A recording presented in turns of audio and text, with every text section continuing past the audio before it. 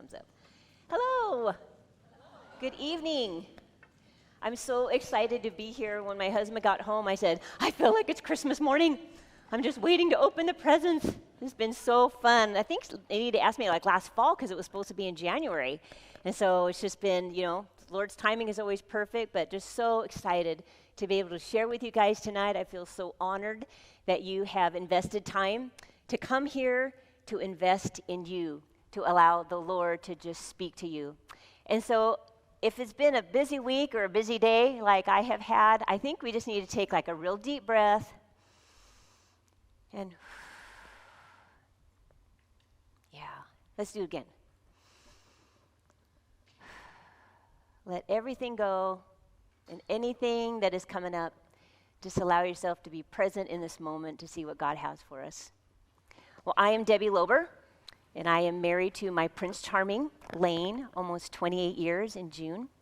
A lot of the stuff that I'm going to talk about tonight is the reason why we are together and happy, and I'll explain it as we go along. I'm the proud mother of Brian Lober and my daughter Julia Austin. I'm the privileged grandma of Briley, Braylon, Blakely, and Beckham. Yeah, say that 5 times fast. I had to write that out, and yeah. And yes, I do get but your name, blah, blah, blah, blah. Sometimes we just call them 1, 2, 3, and 4. So sometimes that's easier. But I lived most of my life in Washington State and just kind of felt like that's where we would be until my children decided to move here and stay here. Didn't think you'd have to tell them that after college you're supposed to come home. But anyway, so they stayed here a couple years ago. They just asked us if we would move so we could be a more part of their lives, and we did. And we've been here for 2 years and have just loved being a part of just the everyday things that you get to be as mom and grandma. I was raised in a Christian home, but really didn't come to a personal, real relationship with Jesus until I was 26. And I'll be sharing a little bit more of that as we dig in a little bit deeper tomorrow. But I turned 56 this January, so it just dawned on me that I have been on this journey for 30 years. I'm just like, I remember when I first came to Jesus and I'd hear of saints who had been following Jesus for, a lot of these years, and I'd be like, wow, that's amazing. That sounds like so long. And wow, here I am. So it's great. And a journey it has been. Wow, it has been a journey. It's had its joys and gladness, and it's had its sorrows and its struggle and its tears. There's been a lot of breaking down in order to heal and restore, but through it all, I am more in love with Jesus today than I was 30 years ago. He is merciful, he is graceful, he is my provider, my shield, my rock. I just could go on. And ladies, I don't stand here tonight as an expert. I'm just a fellow journeyer, and I just want to be able to share some of the things God has done in my life and reveal to me that hopefully encourages you in your journey. After each session, I'm going to have a few discussion questions that you'll be able to take time and talk about. I just feel like you got to work it out a little bit, and so we'll be doing that, lady. And even the ladies on Zoom don't know where to look for exactly that, but whichever camera's on. I'd invite you to do that. You have a Zoom link, and you can just get on and have some conversation with some other ladies who are watching online. Love if you would do that, because listening to someone or something just doesn't create the change, and I just really want to make sure that we have an opportunity to process the information, and I'm also going to have some more growth opportunities at the end that I might invite you into. So let's begin. You have a workbook there in front of you. Thank you to my son Brian for the great work that he did on that. They have Psalm 139 is there. Now there's parts of our identity that as daughters of God we share. And we're going to talk through a lot of those tomorrow. But I also wanted to realize and recognize that we are also created uniquely. We are created different. And I want to celebrate these differences. I can also understand that the differences can also cause us grief and sorrow if we don't understand ourselves and other people. Comparison can rip a hole in our souls, and expectations can crumble relationships. As I said, this information kept Lane and I together. We are so polar opposite that if we hadn't been introduced to this information, which was actually 3 months into our dating that we were introduced to these concepts, we probably would never have made it. We would have just been gone. So I just love, tonight we're just going to be talking about our personalities.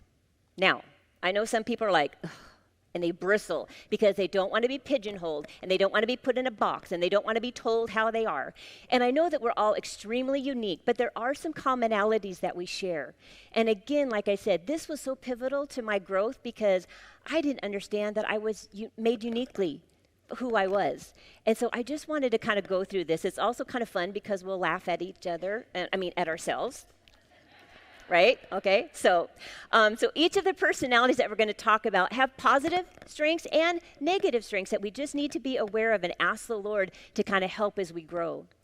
Like I said, He has helped me understand myself so much, and then this information has helped me in my family relationships, in working relationships, on ministry teams. Anytime I've been around people, it has really, really helped me. So I'm going to have you take a quick little quiz. Okay, so open up to page 4 of your workbook. There are, it's a grid. It has some adjectives, and then it has a statement. There's 4 of them. And so what I want you to do is just a minute. So some of you are already going, so just a minute. I'll talk about you in a minute. So I just want you to circle the adjective and the statements that you feel best describe you. Now, I know that sometimes you have to be certain ways in certain situations, like maybe at work, you've really got to be a certain personality or characteristic, but your true self, what do you think you are? And I don't want you to answer like what you think you should be, what people have said that you are, what you wish you were, right? Just answer what is the first thing that comes to your mind. Now, some of the other personalities you're going to overanalyze, so I'm just going to move you along. We're not going to take a long time, but just enough to just quickly go through the test or quiz or whatever you want to call it. People don't like tests, and then tally each quadrant, and then I'm going to tell you what the answers are, and we're going to look at the characteristics in just a minute. So again, don't overanalyze, just start circling and tallying, okay? We should have had some Jeopardy music going on during this part.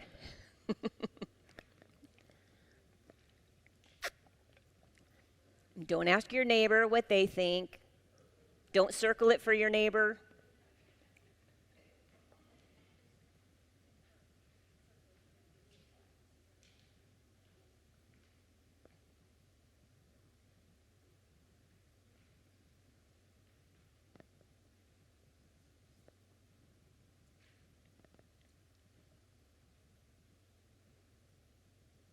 And hopefully you that are streaming, you're doing the same thing. Make sure you've downloaded your workbook and that you're working through this stuff too.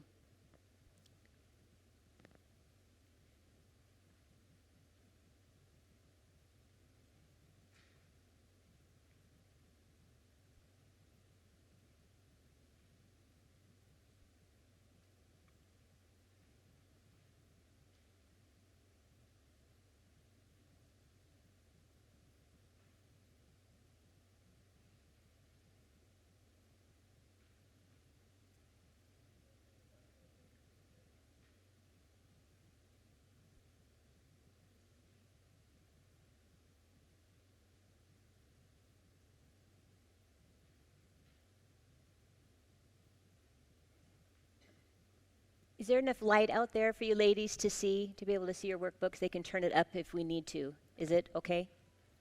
Okay, it's hard for me to see from where I'm at. Okay.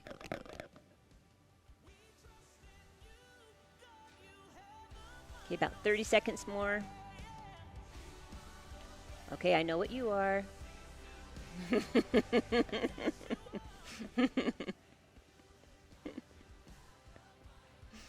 There's no right and wrong.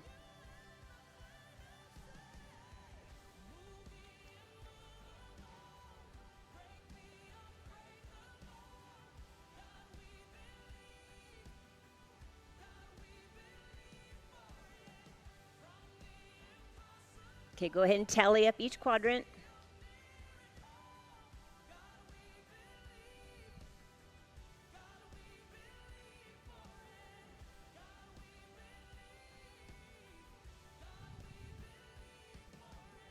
Okay. How many of you have been to a zoo? What are your favorite animals to see? Elephants? Monkeys? Giraffe? Tigers? Lions. Oh, there we go. Wow, I can see you. Great. Good. Yeah. Well, whenever I go to the zoo, I'm just always amazed at the species, the sizes, the shapes, the temperaments, the environments, the food that they eat. I mean, everything is just so unique.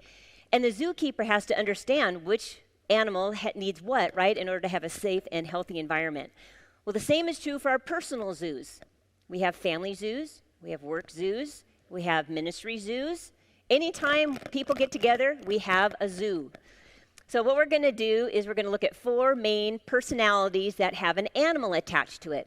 Now, like I said, I was introduced to this about 29 years ago, and I've always been able to remember these animals. Now, I've done all kinds of personality tests. I'm a strengths coach, so I love all those different things, but I could never remember my number or my letter or my color or my country or, those types of things. Even though they all really they said good things, I couldn't remember what I was or what anybody else was, but I can remember the animals. So on your quiz, in the top left quadrant, and I have to write this down because I get left and right mixed up.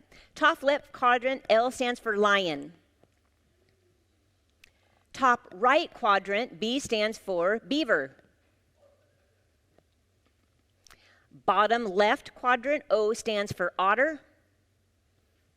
And the bottom right quadrant, G stands for golden retriever. I know. They're all unique and wonderful animals. So now when I said the word lion, just take a minute and what do you picture? What do you think? I'm going to ask you in just a minute. Now when I say beaver, what's coming to your mind? How does your body respond? What about otters? Golden retrievers? I know. I just see everybody go, oh. Well, each one probably stirred something different, and we're going to kind of just take a few moments to see what the characteristics of these animals have to do with their human counterparts. Now, there's going to be some questions you're going to discuss later, so as we're going through this, I want you to be aware when we discuss your animal, what do you learn about yourself? Maybe positive or negative. What is something you learn about yourself? And then what is something you wish other people would understand about your personality or your animal? Okay? Now, don't zone out on the other ones, because I'm going to also want to know what is an aha moment, because you're going to see your husband or children or boss or somebody in these other animals, and I want to know an aha moment from that, right?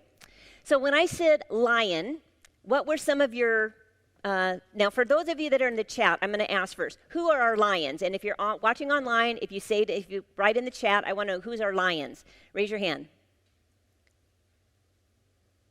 Wow, there's actually more than usually there are. Usually there's not as many. Hold them up proud, they're lions. Come on, let me see. Usually they're like, here I am, and I stand up, please. Okay, right. Pardon? No, it's just usually a lion is the least of all of them, but I'm going to start with it because that's what I am. I'm 15 out of 15, so yeah. So when you say the word lion, what comes to your mind? Leader? Roaring. Fierce. Pardon? Assertive. Mm-hmm. Powerful. Yeah. Yep.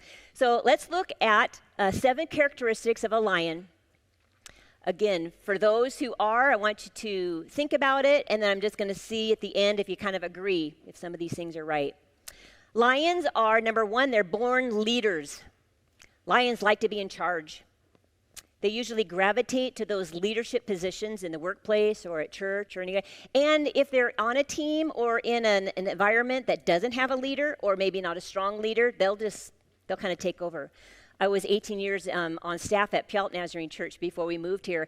And when I moved into my last position, I met with the pastor because I was kind of doing things for him.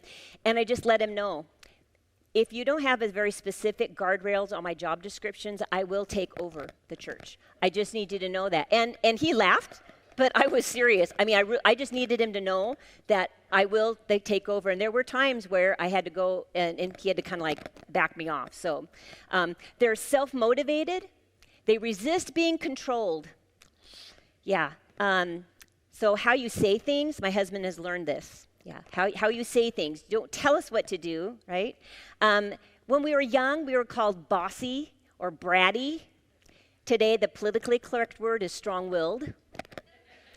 Yeah. The leadership traits are positive, but we also have to realize that a good leader knows how to follow also. So that's important. Number 2, lions like to accomplish things with immediate results. Parents say their lion children came out of the womb issuing orders. They want to be in control because they really feel like life is a series of problems that they need to solve or challenges that need to be met. A lion can usually accomplish the impossible, and the best way to motivate a lion is by telling them they can't. Now, don't try that because my husband, when he learned that, he would say, well, I bet you can't make dinner. Yeah, that doesn't work. We're smarter than that, right? Okay, so they need to realize that relaxation is not a crime. A lot of times even their hobbies and relaxation things can be demanding. And if they don't have a hobby, they'll grab their spouse or their child and make a project out of them. So just be careful with that. Their drive to accomplish is really good, but pushed to the extreme, it can put projects over people. And it can really have a foundation for workaholism, because they always want to go. Again, at Puyallup, I was a producer of a lot of our large events. And we had, this was early in my journey, so I was an unhealthy lion, very unhealthy. And we had a really bad rehearsal, and it was like a week before. And I let them know it was a horrible rehearsal. And you will, and you should, and I want, and that is how I ended the rehearsal. They walked off stage. And over the years, I had heard words like Dragon Lady, Ice Queen, talked about me. But I kind of wore it as a badge of honor because I thought, yeah, I want him to know that if Debbie says, right? And that was like fear. There was like fear of God and then fear of Debbie, right? In the productions. And I thought that was good because then they're going to make it. But one year, they were going off after that really lovely motivational speech. And my husband was part of the choir and he heard some of the comments. And that night he came home and he just lovingly kind of confronted me. And he just said, that hurts my heart to hear that because I know that's not who you are. That's not what you're not intending. And that was a breaking point for me in a time when God became to really come in and show me that yes, I was a lion, but there was a healthy way to be one. So we need to be careful of that. 3, a lion's time frame is now. They want to lead, they want to conquer a problem, and they want to do it now. And they can be so intense on a project that they'll look angry.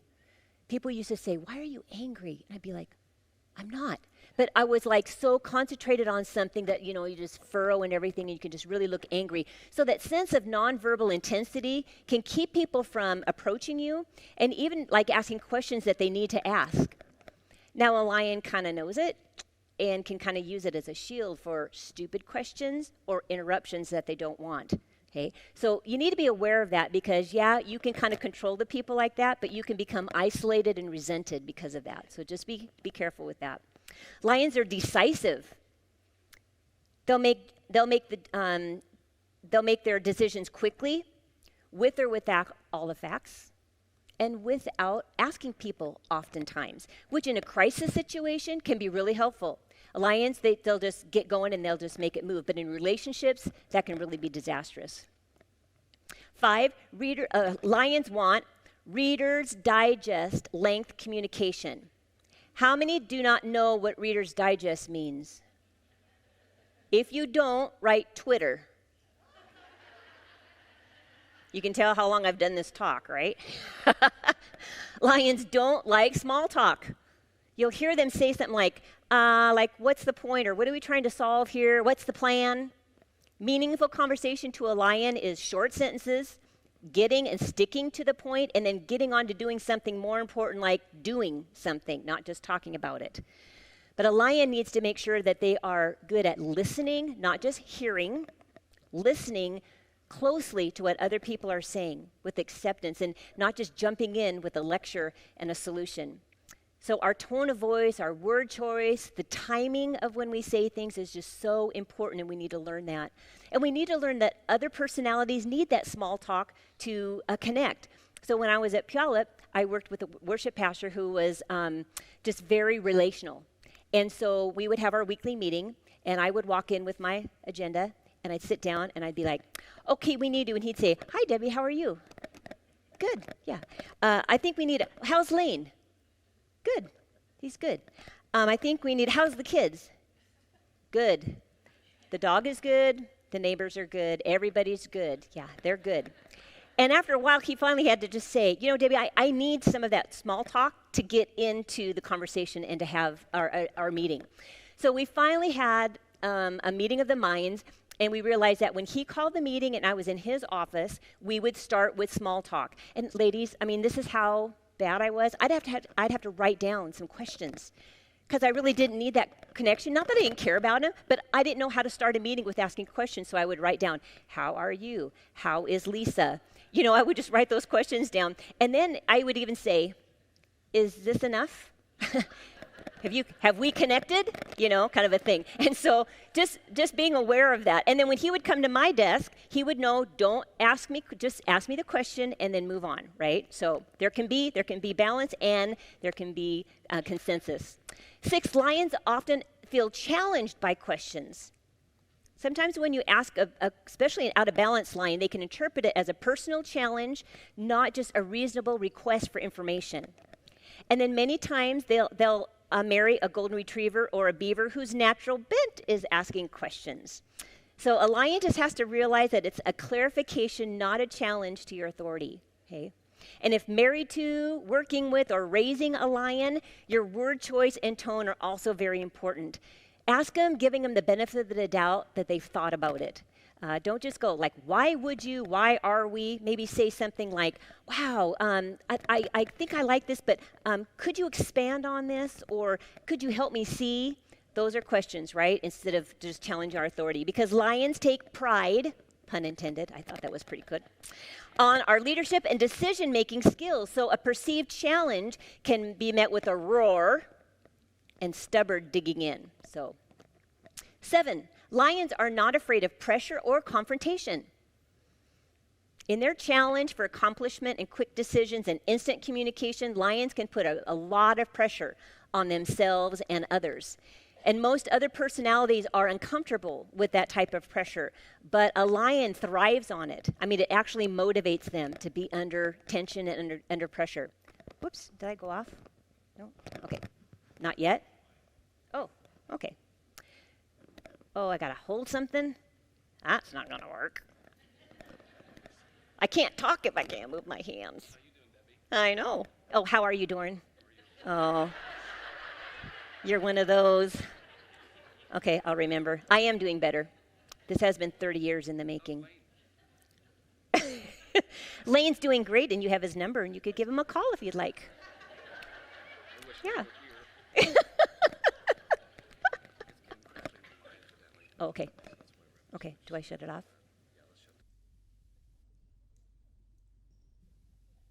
Thank Doran.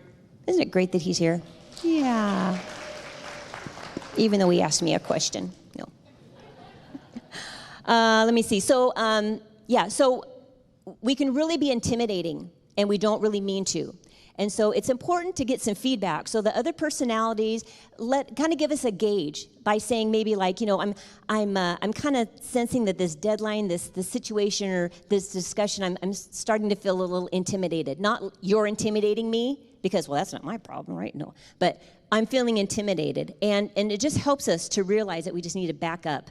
It's important for us to give everybody else a chance to process and catch up. Because we're already there, right? And so sometimes we need a chance to catch up. So for the lions who are in the room, how many agree with what I just said? Yeah. Yep. So thank you, lions. You are amazing in helping us move forward and getting things accomplished. We just need to be aware that we don't trample over people on the way to the finish line, right?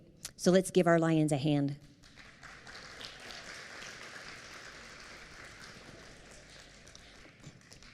Were there any lions on the chat? Or did we hear about any? Not yet? Okay. Next is beaver. So if you're on the chat and you're a beaver, let us know. Who's our beavers in the audience? Hi, raise your hands high. Great. We're going to talk about you now. You're the ones who went, no, just another minute. What were some of your thoughts or reactions when you heard the word beaver? Hardworking? Organized? Structure? Yeah. So let's look at a beaver. Number one, beavers keep a close watch on their emotions. They can seem kind of reserved and cautious and controlled when displaying their emotions, and they can sometimes be a little sparing with their praise. But a beaver's commitment to those that they love will be very, very strong. Number two, beavers actually read instruction books. They have a strong desire to do things by the book, so stress is really reduced when they have a manual to follow. But life doesn't have a manual, right? Life is unpredictable. We make mistakes, we make adjustments, and then we move on. Well, that is hard for beavers to do. So understanding expectations is really critical. So if you are with a beaver, really make sure that you are giving as specific of instructions as possible when they're going to go tackle something. Spell it out, and then ask for them to repeat back what they heard, because sometimes they can pile on expectations that you didn't say. So make sure that they understand that. Like lions, they can be hard on issues and can be hard on people because they're really committed to doing it right. So they can kind of just blow past the people and get right to what they think is right. But the strength of them is that they are great quality control experts. So if you need to make sure something is done right, you make sure that you have a beaver on the job. 3, beavers like to make careful decisions. They like looking at it at all sides. So give them a deadline because they overanalyze. I am married to a beaver, and I have a beaver daughter. And I have to give them deadlines because otherwise they'll keep going and going and going because they want to make that right decision. Yep. So give them a deadline. They have excellent instincts. And when they're coming to a decision, they're not afraid to say no. Now, to the fast-paced lions and the quick-talking otters, sometimes the beavers can seem overly cautious, slow. I can't tell you how many times I've rolled my eyes at a beaver in a meeting. But their way of thinking critically and being able to head off problems by saying no to things is really, really critical. They tend to think with their head a little bit more than their emotions. And so that is really important. 4, beavers like to use their critical skills to solve problems. They really have that great ability to look critically at that.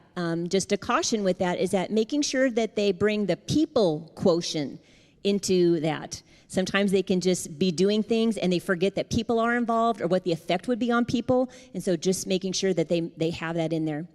They love to go into detail. And they like to correct your details.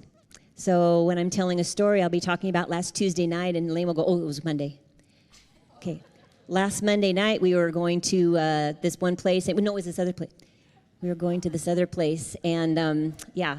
And then I forget what I'm going to say because, or he'll be saying a story, and he'll be, now, oh, we were at that. Where was that place? Do you remember that one place? It was, I'm thinking, after all, they don't care. They don't even know what the place is. Go on with the story. What does that have to do with anything, right?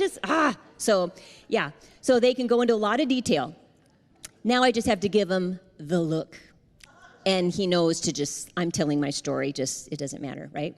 They enjoy reading maps and drawing up diagrams. Maps. My husband asks for them for presents. Yeah.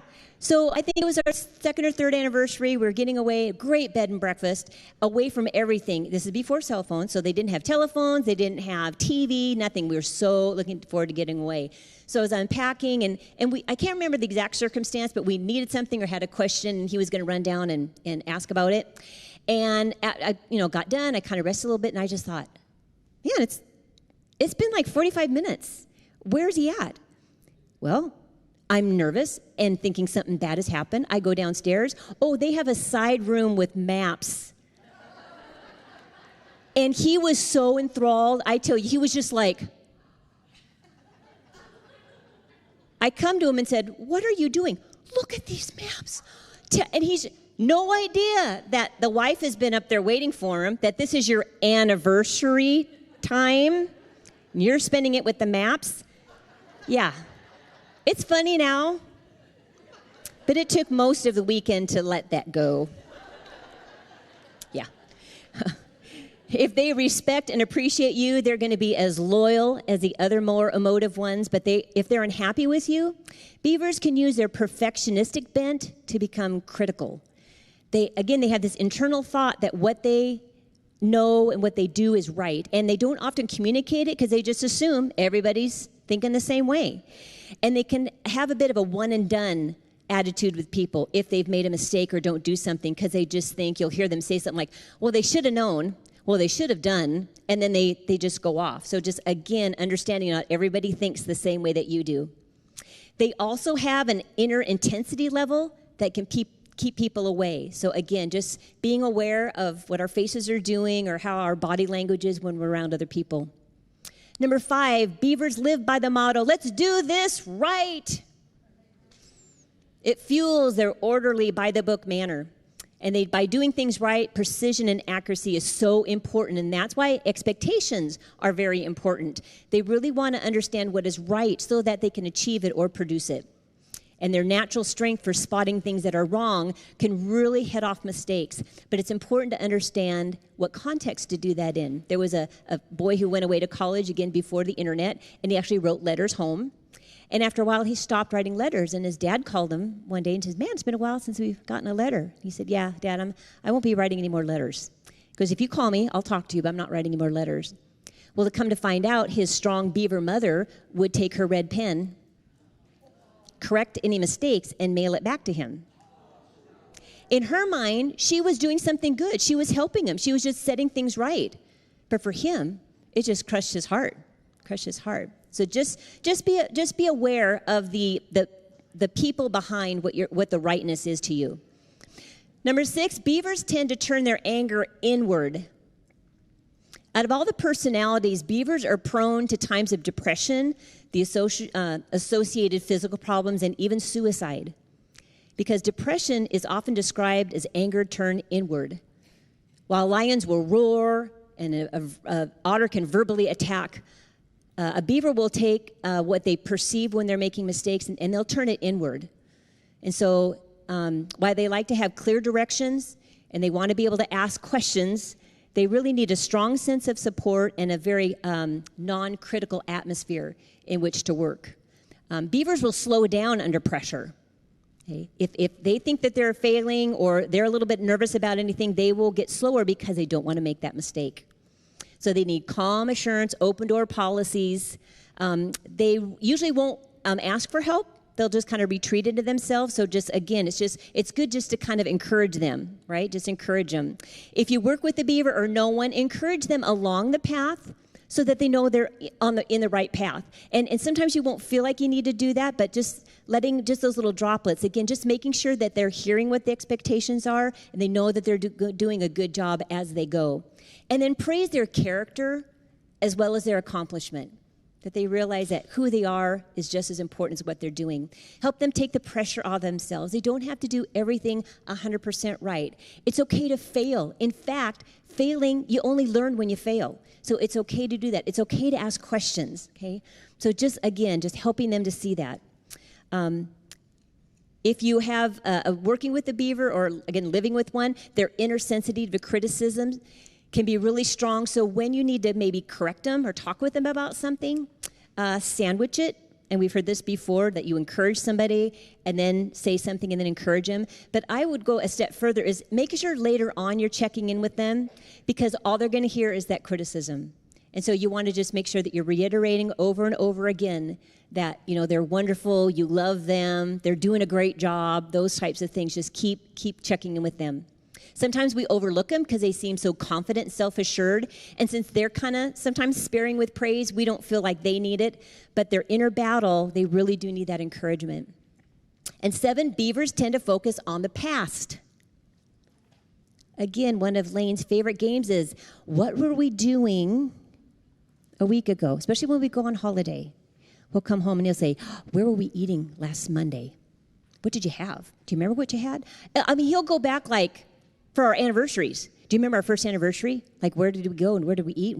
And he'll remember most of the time. It's scary, isn't it? No, for beavers, you're like, well, yeah, of course you would. But yeah, so that is him. He loves to know the past because they like a track record. They like to know if something worked. And if it worked, then let's just keep going. And so if you have to introduce change to a beaver, it's important to let him feel the past. Let him feel the past. Let him see how important and effective it was, and not but, and how the change can enhance it or move you in a different direction, and how their amazing qualities are going to help make that happen, right? So beavers, you agree? Can't see, nodding some heads. There we go. Yep. So again, who are our beavers? You are amazing at helping us understand where we are and how we got there. Your insight and your input is really valuable. Just be sure to give yourself grace in the process, right? Let's give them a hand.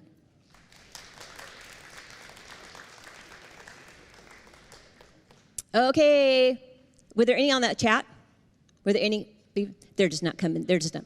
It's hard. Yeah. Okay. Otters. Who are our otters? Yeah. I'm surprised you aren't doing some dance or something. So, what were your reactions when I asked you to think about an otter? Playful? Pardon? Oh, your high school? Okay. Comical? Fuzzy? Well, let's talk about our fuzzy friends, our otters. Who are the otters again? Okay. So number one, otters just want to have fun. If it's fun, otters are game. Lighten up is a very common otter phrase, which means let's not get serious, let's just have fun. But they don't always think about the consequences before having their fun. There was a dad who babysat, watched their 2-year-old while the mom went out, and they were having spaghetti for dinner, and dad was an otter, and he thought, how fun is spaghetti? And so they were making different things, and they were putting it on their heads, and does it go on my nose, and what does it look like on daddy, and what does it look like on the floor, and all that kind of stuff. So they were having a great time. Until a week later, when they went to their friend's house, which had spaghetti, and the 2-year-old looked over at the daddy, and the horrified beaver mom. Yeah. So parents of otters need to expect them to come up with fun and creative ways to eat their food, take a bath, do their homework, live life, right? And marriage to an otter means that like a 1-hour activity is going to be more like a 3-hour fun-filled adventure. So get ready. The other personalities appreciate the fun-loving aspect of an otter, but can sometimes get a little frustrated, like, do you ever get serious? Will we ever get anything done, right? So we love you, though, right? Number 2, otters are great at motivating others to action. Trust me is another great otter phrase, which means don't ask me questions as though I've thought this through. Let's just go for it. It's all going to work out. They are excellent motivators. They can captivate an audience. They can encourage somebody who's kind of low. They have the natural gift of gab, which just brings energy to an office or a home and can drive people crazy like their parents or their teachers. My son Brian is an otter. His report cards used to say, Brian is great at whatever, but talks too much. When he left for college, again, my husband and my daughter are beavers, so when he left for college, we just had more of an orderly way of doing life. And then Christmas would come. And in come would Brian. And man, he would just fly through, and we would just be like, man, after the first Christmas, we were just like, whoo, what just came through here? And we started nicknaming him the Tasmanian Devil. It was like, whoo, there was a lot of energy when he left, and then he would be gone. So, but that is from an otter. We love it. Number 3, otters tend to avoid fine print. Opposite of beavers who read the instructions, otters think that's a waste of time. It's going to take away from the adventure, and they make great paper airplanes.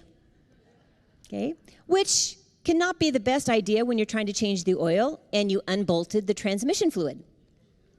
But it can be good when you're innovating new ways, like chefs and musicians and artists are a lot of times can use that natural wing it to create amazing works of art. They will come up with innovative ways of doing something, and rarely is it by the book, and rarely is it the same way twice. Number 4, otters focus on the future. They're optimistic. and they rarely think that a problem is as serious as anybody else thinks, which can be an advantage, but they can also kind of push them into the future, just thinking that they're going to go away, they're going to go away, they're going to go away. So that is not positive. The otter also needs to respect the need of other personalities that need the track record. Again, similar to a lion, you need to give the other personalities the time to process and to catch up to where you're at. 5, otters tend to avoid confrontation at all cost. Again, they're going to avoid problems because they're hoping they're going to go away. They will avoid explosive issues or procrastinate that hard discussion because they're not fun. And when backed into a corner, an otter can verbally attack. So just be aware of that. If you have to have a hard conversation with an otter, it's like nailing Jell-O to a wall, but you need to sandwich it again with something positive, and then what happened, and then try to end with something fun or lighthearted at the end of that. And then you can show them that the initial work might not be fun, but the end result will be something fun and worth going for, right? That will kind of help them get them on board. Number 6, otters can be tremendous networkers. It makes them a great employee, a great friend. You want to have one on any kind of a team you're on. They have a knack of putting people together because they rarely meet a stranger. They know people who know people who know people who know people who know people.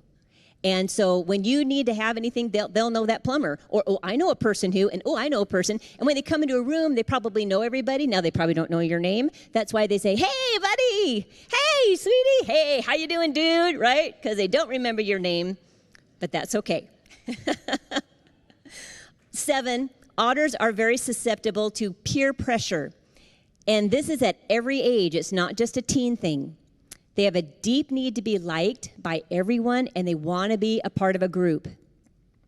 My son, again, I've asked permission to share these stories, but when he was a junior in high school, he had just so many friends at church. He was just great at church. At school, he kind of struggled a little bit because he didn't want to, do what the kids at school were doing.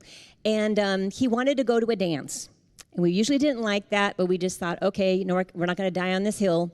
He was going with this buddy friend of his that we trusted, and so we just said, why don't we just go and experience it? We trust you. He came home at midnight, woke me up, brought me in the living room, and he knows my story of my past in my teen years. And he said, Mom, is why you did all the party stuff because you just wanted to be liked? We had a wonderful discussion on his pull because he so wanted to be liked that he was wanting to go do those things if that's what it took to be liked. And so we had a wonderful discussion about that. And so again, we have to understand that even as adults, it's easy for us to get pulled into things that maybe we don't want to do just because we want to be part of that crowd or we want to do that. So just being aware of that. Make sure that you realize that it's your condition of your heart that counts much more than likes on your Facebook or any other social media. So if you are an otter, or you have one in your life, use that influence for good. Encourage people to come your way. Encourage them to come to the positive side because you have such charisma and your positivity is going to be so inviting. And especially if you love Jesus, your invitation to the kingdom, what an opportunity for you, right? So for our otters, do you agree? Yes, yes. You are amazing in helping us enjoy life and to see the hope in people and situations. And again, when that hope is in Jesus, what a wonderful opportunity you have to expand the kingdom. Let's give our otters a hand. And now golden retrievers. Where were our golden retrievers? Yeah, most of the room. That is very common. Wow. What were your reactions? And I heard some of them, but what were your reactions when I said golden retriever? Oh, I know. Loyal. Someone said loyal. Anything else? Yeah. What? Friendly. Mm-hmm. So let's look at golden retrievers. 1, golden retrievers are loyal. They will stay by someone's bedside. They will listen to problems for hours. They will lend a hand on a weekend or even after a really busy day or even a holiday. That loyalty is so important, but it can also lead to codependency or enabling if taken to an extreme. So just be careful of that continuum. Number 2, golden retrievers have a strong need for close relationships. Now, both otters and beavers have a people need. They have natural strength for building relationships. The difference is the depth of the relationship. Otters have a lot of friends, but they know them a little bit more on the surface level. Now, each person feels like they're their best friend, but they know them more on a surface level, where a golden retriever knows less people, but knows them deep, deep, deep. And they go really deep with those people, and they're extremely loyal. 3, golden retrievers have a deep need to please others. Again, otters like to please people, but a lot of times their motivation is because they want them to like them. Where golden retrievers really enjoy pleasing people because of their genuine best wishes for those people that they're committed to. Now, this uncommon willingness to set aside their needs is really a good virtue. But let me give you a book, if you are one or know one, Boundaries, by Henry Cloud and John Townsend. And I'm so serious with this. Yeah, it's very important for golden retrievers to understand boundaries and probably have some accountability so that they don't get their family pushed aside with everybody else's needs. It's really hard for them to say no because they don't want to hurt somebody. But just something you have to realize is that when you say yes to somebody, you are saying no to somebody else. So if you were supposed to go to that baseball game or that concert or have dinner with that person and you say yes over here, you are saying no here. So again, it's also important to understand and prioritize your who's. Who is going to be important? Who will take priority in situations? Golden retrievers are some of our most wonderful volunteers. They love to serve, and it's so easy to ask them because usually they say yes. At Puyallup Nazarene, I knew who my golden retrievers were, and I loved them on my teams. But as I started to get healthy and started to understand more about personalities, for me to show them honor was to not ask them sometimes. And I had many, many conversations with some of my overextended golden retrievers to help them put some boundaries in place and help them make different decisions in their lives. So we love you, and we thank you for your service, but it's okay to say no. And it's okay for us not to ask. Sometimes that's a little easier. 4, golden retrievers have hearts full of compassion. Golden retrievers have this on their head. No, it does not mean loser. It means listen. They will listen for hours. And people sense this and are drawn to them. And they don't just listen, they feel the other person's emotion. Golden retrievers have incredible empathy and sensitivity. Again, my son, when he was in high school, all the girls flocked to him to tell them their woes. And he would come home. I mean, they were great. They'd on Brian, and then they'd go off and have a great day. Brian came home with you could just physically see how he carried these people. And he'd come home sometimes, why is she doing that? Why are they making that decision? Why are they his heart just broke. And I had to actually say, you can't be that for those people. It's too hard on you. You've got to be able to, because he just would feel it and he would carry it with him. So golden retrievers really, really have that. So people will seem fine to other people, but a golden retriever will be able to sense something underneath that. And so that compassion can also kind of leave their hearts open to being hurt by people who could take advantage of them. Now, getting their input is really valuable. When I had a team back in Puyallup, we did our strengths and our personalities, and most of us were, like the get-it-done kind of people. And I had one golden retriever. And after a couple meetings, I just realized she would just sit there and smile and take notes, and she just would just go along with things. It was great. But then she spoke up one time. I just kind of, after a while, I just said, Jennifer, what are you thinking? And it was so great. And I told her, Jennifer, what you bring to this team is so needed. I need you. You are our heartbeat.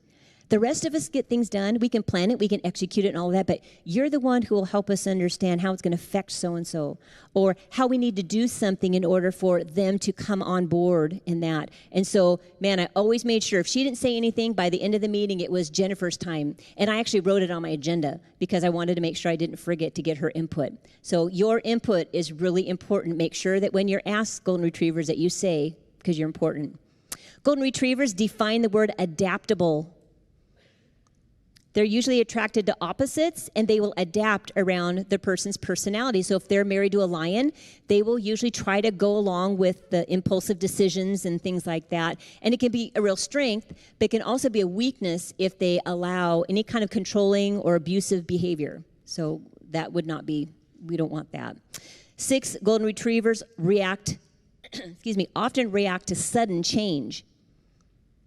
The best 4 words you can say to strengthen a relationship with your golden retriever is prepare them for change.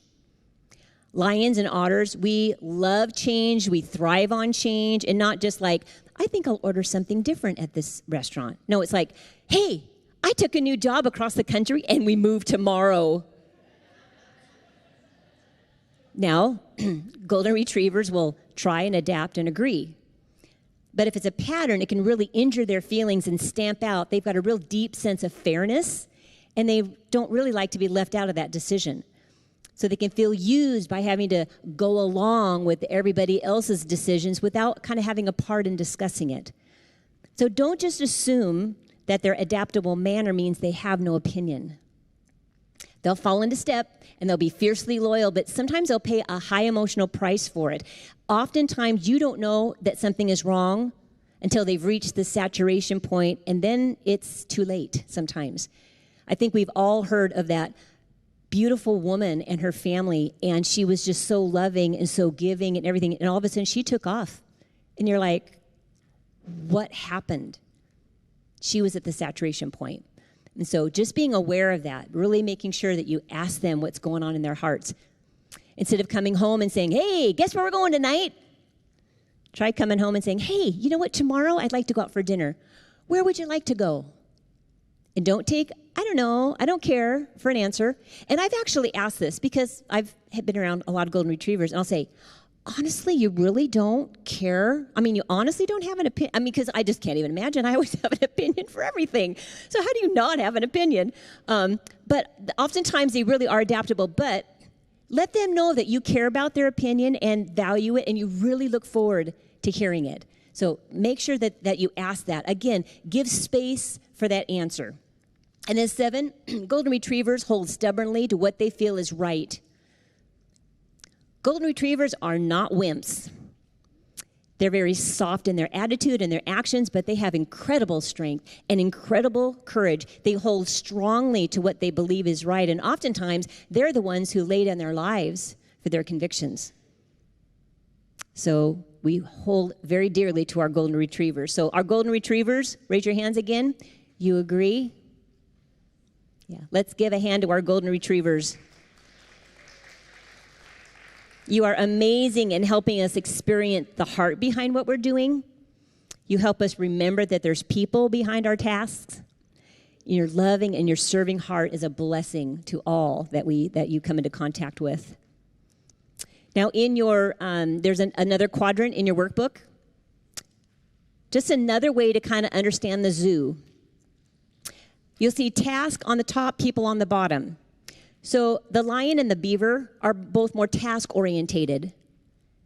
Your otter and your golden retriever are more people-orientated. So like for me, I'm a lion otter. So I have both orientations. I have a task, and my husband's a beaver golden retriever. So he has both. My son is an otter golden retriever. He's all people, which is great because people love him. But try to get his homework in? Anyway, let's go on from that subject. My daughter is a beaver lion. So that was, she got done, and she did Running Start and got her BS in biochemistry in 2 years and went to 4 years of pharmacy school and is now a manager at Walgreens, is a pharmacist. Yeah, she gets things done. But what has been really fun for us is to watch how she has been able to incorporate that people aspect into her life, and she's a joy to know. So we had the zoo at our house, right? And then when you look at fast and slow, lions and otters are fast-paced. We talk fast, we decide fast, we live fast, we just do everything fast. Except I don't walk fast, but that's another thing. Beavers and golden retrievers are slow. They like to process slow. They like to live slow. And so, like I said, if we didn't understand this, Lane and I would have not been together. And early in our journey, what was nice is that when we were bumping up against these things, instead of like, oh, why are you this, or why do you do this? So my driving, He drives because the man drives. That's how he grew up. Well, I like to at least go 5 over the speed limit. He thinks the speed limit is a guideline. And so sometimes he's so busy looking around at everything because he just loves to take everything in that we'll be like under and you can see it. And so I'll just kind of tap his leg and just say, okay, Beaver. Oh, and he would know what that meant. So instead of going, oh, my word, would you get going? Right? It was a loving way. Now all I have to do is just tap. He knows what that means. And then for me, sometimes I'd come home and just be like, he'd go, okay, Otter. Okay. So there was nice ways of giving us clues that you're on my tail or whatever body part that animal we were on. So it's just really important to understand those things and to appreciate them and talk about them. We've had to talk about, so how do I say this to you? Or how do I not? Or how do I communicate this to you? Or what do I say? We've talked. It's just so important. So ask your other animal friends or partners or kids, how do you or how would I, and get to know them that way. So did you learn anything about yourself? Did you learn anything about someone else? Yeah. Again, I'm not wanting to put people in a box, but it really is helpful just to have an understanding of how we're different. It's not right and wrong. It's just different. In 1 Corinthians 12, the Apostle Paul exhorts us that even though we are different parts of the body and we all have different functions, we are to be unified. So hopefully we can take this information and apply it, especially to those who rub us just a little bit. Ask the Lord to help me see through their eyes. Help me to see through their bent. Now, we are never to use this information as an excuse to be unloving, to be unkind. Well, that's just the way I am, right? We're never to use that as an excuse. It's just an awareness for ourselves and how we can come across to other people. That's what I mean, like that inner intensity or the fast pace or those types. I just had to be aware of that. So I maybe didn't just, knock everybody down when I was with them. Now, even though we're kind of prone to maybe one or two of the personalities, our goal is to be all four, to be a blend. Jesus was an amazing blend of all the personalities. He was a lion. He was decisive. He was a leader. And as the Lion of Judah, he faced up to the hardest of trials. And he was a beaver. He did things right. He did them by the book, the law of love. He motivated people to godliness. He was, I looked at the wrong thing. He did things in quality. He did things in a quality way that resulted in works and words that are going to stand forever. And then as an otter, he loved celebrations. He motivated people to godliness. He was comfortable with crowds. He initiated contact with people that he had never met. And yet he was a golden retriever, always going deeper than just the surface with his disciples and with his followers, faithful to his promises, and he was loyal all the way to the cross. So I just want you to remember that our journey with Jesus, it takes a lifetime. And this is more to learn. There's always more to learn about ourselves and about Jesus. So I don't want to overload you with too much information. What we did was kind of a good first look at things. So I want you just to take some time and meditate over what you've learned. Think about it for yourself. Think about it for someone else. Gather a few friends, maybe have coffee together, talk about it, introduce it to them, just kind of get some feedback for them. It makes really good dinner time conversation. Print out your animal, put it in front of your plate, and just see what happens, right? Never know. Now, don't do theirs unless you give them the quiz, right? So now I'm not very big on just listening to something. I really feel like we have to act on it. That's why I love small groups, and I'm just so excited that we're launching them here in the fall. So if you would like to get together with some ladies and kind of discuss this in some more detail, there's even some more teaching, and there's a soft side and a hard side that kind of goes with this also. There's a response card that you have at your table, and so just kind of check that you'd like to get more information. Sorry, Beavers, I don't have the details. It's just going to depend on how many sign up, and I know. But if you would just write, you want to do something and just put session 1, just so I know that that's what you're interested in, and then I'll get more information to you by next week. Okay, so by next week. So I hope that this was fun for you. It's fun sometimes to write it on your name tag. If you have name tag, it's fun to look around and talk about it in our breaks and stuff like that. This was kind of a good introduction as a part of our identity, how God has made us. Again, he's made us uniquely. He's made us wonderfully. He's made us on purpose. And I just wanted to introduce you kind of to a fun, shallow side. But be ready, because tomorrow we're going to the deep end.